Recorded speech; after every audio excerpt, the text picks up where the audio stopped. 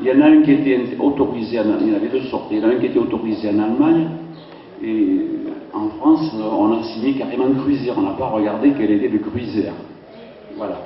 Alors nous, apiculteurs, notre fédération nationale s'est levée contre ceci parce qu'elle connaît très très bien le sujet.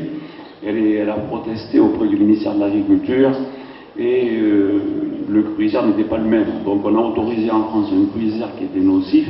En Allemagne, on a autorisé un Cruiser qui n'était pas nocif. Voilà. Voilà. Donc notre fédération nationale qui s'appelle l'Union nationale de l'apiculture française a protesté, mais vous connaissez les rouages de l'administration, d'accord ? Vous savez que il y a des gros intérêts financiers dans toutes ces firmes, que je ne citerai pas, et il est très très dur de les faire bouger parce que il y a quand même un coup de main dessus, c'est-à-dire quand ces sociétés vous disent bon écoutez, nous employons tant de milliers de personnes, et on en est même arrivé aujourd'hui, bon mais vous inquiétez pas, les abeilles meurent, on va vous aider à reconstituer le cheptel, plutôt que de dire on va interdire le produit. Voilà. C'est très intéressant parce que les laboratoires qui font des abeilles saines pour fournir des abeilles. J'aimerais rajouter par rapport à l'utilisation de produits chimiques en sorte de gaucho, qu'en France on réussit à interdire certains produits dits dangereux pour les abeilles, qui tuent nos abeilles.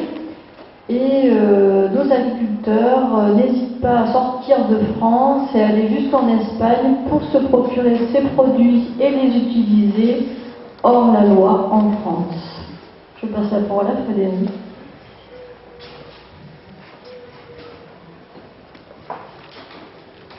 C'est vrai ce que vous venez de me dire. Certains produits en France, interdits en France, sont utilisés.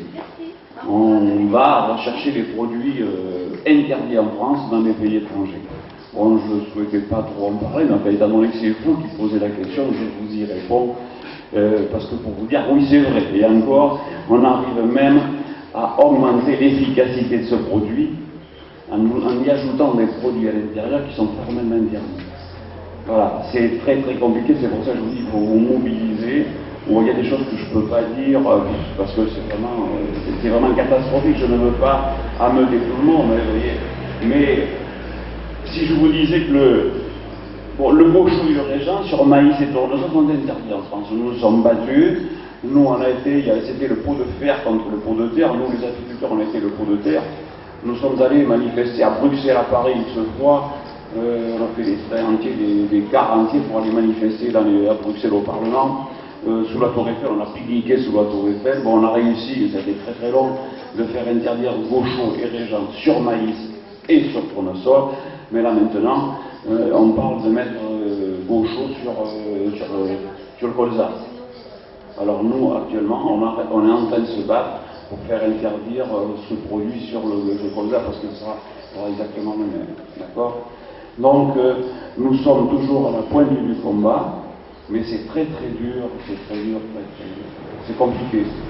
C'est plus compliqué que nous n'avons pas les moyens financiers, les agriculteurs, que les sociétés que vous venez de citer, que je m'abstiendrai de citer. Les moyens financiers sont totalement différents, donc on essaie, par le dialogue, on essaie de faire comprendre. Bon, nous y arrivons petit à petit. On demande l'appui des chasseurs qui sont un petit peu timides, les pauvres, ils sont pas trop, ils y croient pas trop. En fait, aujourd'hui, on voit que les perdreaux, on voit que les paysans n'arrivent pas à s'en sortir. Il n'y a plus que le gros gibier, qui est là. Mais enfin, s'il n'y a plus d'insectes pollinisateurs, on prend un four asiatique, s'il n'y a plus d'insectes pollinisateurs, les châtaignes et les glands, je ne sais pas où les chasseurs iront, avec quoi ils iront nourrir leurs animaux, les animaux sauvages. Voilà. Vous avez peut-être d'autres questions ?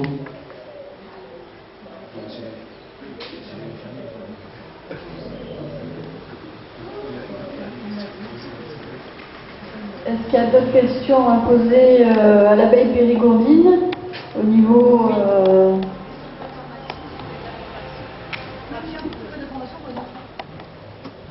Faites-vous de la formation pour les jeunes apiculteurs.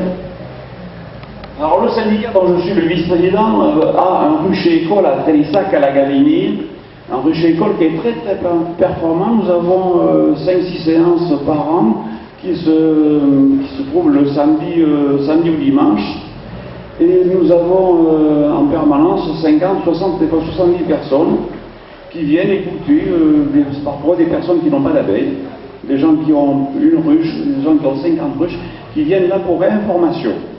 Donc ces cours sont gratuits, sont donnés par des bénévoles dont je fais partie, et nous incitons les gens à faire de l'apiculture. Nous leur apprenons beaucoup de petites choses, des tours de main pour les plus avertis. Les jeunes qui ne savent pas, on les forme, on les conseille en disant si vous voulez une ruche, il faut faire telle et telle chose, il faut éviter de faire telle et telle bêtise, vous voyez.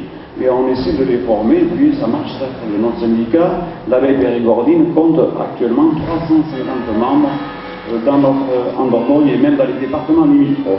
Et ensuite nous faisons des journées ensuite à thème. Nous avons par exemple l'élevage de rennes et la sélection des reines d'abeilles, qui se situe chez moi à la bâcherie, parce que je suis un spécialiste de la génétique dans ce domaine-là.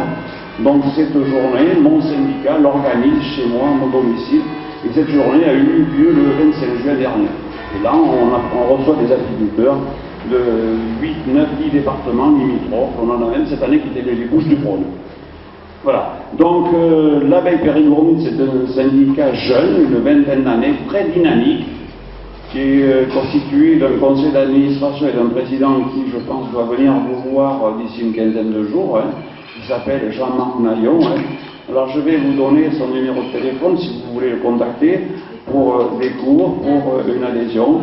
C'est le 0553 29 11 08, je répète 0553 29 11 08, il se situe à Sarlat. Donc si vous voulez faire d'apiculture, si vous voulez vous rapprocher de la nature, surtout n'hésitez pas, vous pouvez venir, même que vous n'ayez pas d'abeilles, le meilleur accueil vous sera réservé. On vous renseignera de notre mieux possible et croyez-moi, nous avons au sein de notre syndicat des gens qui sont très très compétents en la matière. Voilà, je pense qu'il y a peut-être d'autres questions.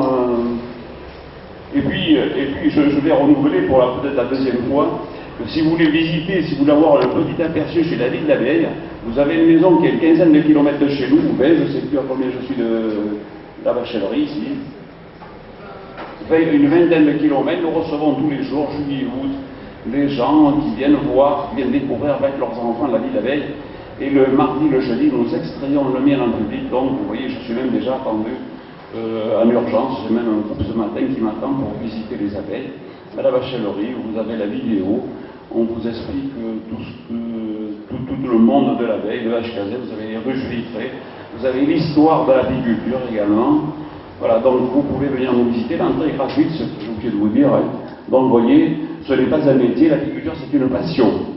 Et sachez que si ce n'était pas une passion pour moi, aujourd'hui je ne serais pas exileux. Je viens ici parce que j'ai une passion partagée, et cette passion, j'aime la faire partager à tous les gens qui veulent bien m'écouter. Voilà, donc si il est dommage qu'il n'y ait pas plus de gens qui n'aient pas pu venir, qui ne soient pas venus ici sous la halle d'Exileuil. Je suis dans l'amitié de la halle d'Exileuil parce que je suis un passionné également de truffes. Et je sais que lorsqu'il y a les marchés aux truffes ici sous cette halle, c'est noir de monde. Voilà. Donc, écoutez, messieurs, dames, je pense que c'est fini. Il y a d'autres questions, peut-être, non?